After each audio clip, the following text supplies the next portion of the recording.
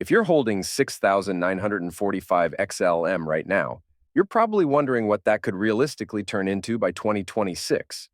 Is Stellar still relevant in this market? And can it actually compete with the new wave of Layer 1 projects popping up everywhere? In this video, we're going to break down everything, from the price math and market cap targets to real-world adoption, token utility, and how much your current stack could be worth depending on different market outcomes by 2026. But before we continue with the video, I just want to say, if you're looking for a solid exchange to trade crypto, I personally use WEEX. It's reliable, has deep liquidity, super low fees, and a massive selection of coins. Right now, you can claim up to $30,000 in sign-up bonuses and trade with up to 400x leverage. Best part? No KYC required. Use the link in the description to sign up and claim your bonus today. At the time of recording, Stellar's native token XLM is trading at 40 cents with a total market cap of approximately $12.9 billion. That gives your 6,945 XLM a current value of $2,778. It's a decent position, but could it be a whole lot more by 2026? To answer that, we need to take a look at what Stellar is actually doing right now. Because this project has been around since 2014, and in crypto years, that's ancient. But age doesn't mean irrelevance. In fact, Stellar might be one of the best positioned networks for global adoption in the real economy. Unlike many other Layer 1 blockchains, Stellar wasn't built for gaming or NFTs. It was designed from day one to facilitate fast, cheap, and reliable cross-border payments. And that's still its main use case today. The Stellar blockchain allows users to send assets of any type, dollars, pesos, euros, or tokens, from one wallet to another in just a few seconds, with fees so low they're basically negligible. And behind the scenes, Stellar has been making quiet but significant moves toward global adoption. The Stellar Development Foundation has formed strategic partnerships with major financial institutions, including MoneyGram, Circle, which issues USDC, and even government-backed digital currency pilots in Latin America and Africa. One of the most high-profile developments was the integration with MoneyGram, which allows people to cash in and out of USDC to fiat currency at thousands of locations worldwide without a bank account. That's huge. It means XLM isn't just a speculative token. It's powering real financial infrastructure, especially in underbanked regions. So, how does this translate into price potential? Let's start small. If XLM doubles in value and reaches 80 cents, your 6,945 tokens would be worth $5,556. That would put Stellar's market cap at $25.8 billion, still a mid-cap coin, and well within reach if crypto continues trending upward. Now, let's say XLM reaches $1 by 2026. That would make your bag worth $6,945. And Stellar would be sitting at a $32.2 billion market cap. That's ambitious, but far from impossible. Let's take it further. If Stellar climbs to $1.50, your 6,945 XLM would be worth $10,417. The required market cap at that level would be around $48.3 billion. That's a steep climb. But remember, this wouldn't require anything outrageous. It would only require Stellar to continue expanding its real-world integrations while benefiting from broader crypto momentum. But here's where things start to get interesting. What if Stellar becomes the de facto blockchain for international stablecoin settlement? Not just in emerging markets, but even in regulated environments like Europe or the United States. That's not far-fetched.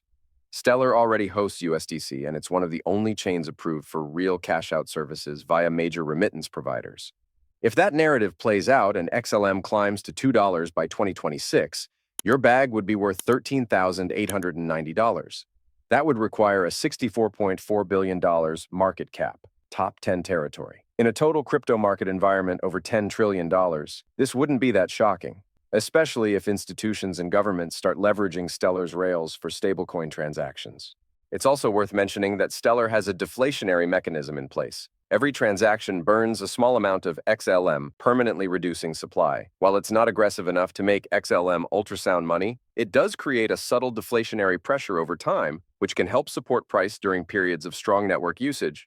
And we can't forget the developer side. While Stellar doesn't have the most active DeFi or NFT scene, that's by design. It's meant to be simple, focused, and stable.